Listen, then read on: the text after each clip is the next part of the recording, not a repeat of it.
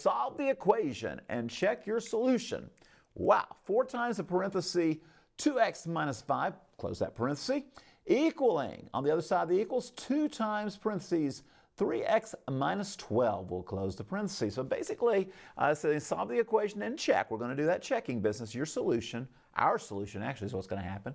And we've got 4 times parentheses 2x minus 5 equaling 2 times the parentheses 3x minus 12. So, hey, let's take a look at it and see what we've got going on this, all right? Working it out together. That's what we love to do on Mathline, all right?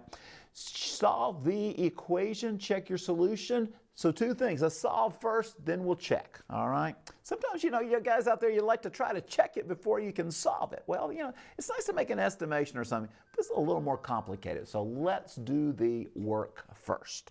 How about it? Let's start off with our distributive property. Distributive, what does that mean? Follow my arrows. There we go. We're going to take the 4 times everything inside that parenthesis. You don't want to miss out on everything in the parenthesis, all right? So we're going to take 4 times 2x, which is going to give us 8x.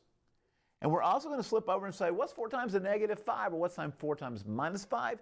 It's going to be minus 20, however we look at that, all right? So the distributive property, some of you say, is that a subtract or is that a negative 5? Well, it can be plus a negative or it can be subtract 5. When we work with equations, we tend to leave these as subtractions, all right? But we're still treating it like 4 times a negative 5. We keep the subtract symbol, all right? The other side, let's go with it. Let's go with it here. We've got multiplying everything by 2. We're doubling everything inside that parenthesis. That's what it means. So we're going to get 6x, and we don't want to leave out that minus 12. We're going to make that minus 24. So everything got doubled. Over here, everything got quadrupled on the left, all right? So we've got our parentheses cleared. We are now ready to solve this sweet problem, all right? First things first, we've got x's on the right, x's on the left. Let's move them to the left. You say, Ernie, does that matter which side? I like them on the left, but you can put them on the right. You can do it on the right. So let's do it here. Let's subtract 6x from the right because we're going to move it to the left. Now, don't just stop there. Sometimes we do that. But let's move right on over here, and let's subtract that 6x right over there. And we're going to have 2x minus 20. Over here, we're going to have still that minus 24. Don't leave out the negative, all right? Now it becomes a negative 24. All right, the negative floats up, that minus becomes like a negative. Now let's play it out here, see where we're going to go. Let's add 20 to both sides, because once again, we want the x by itself. The minus 20 is keeping us from going there. So let's add 20 right over here. And you've got 2x, you have a negative 4, and it looks like we're now going to get an easy solution out of this. We're going to divide both sides by 2,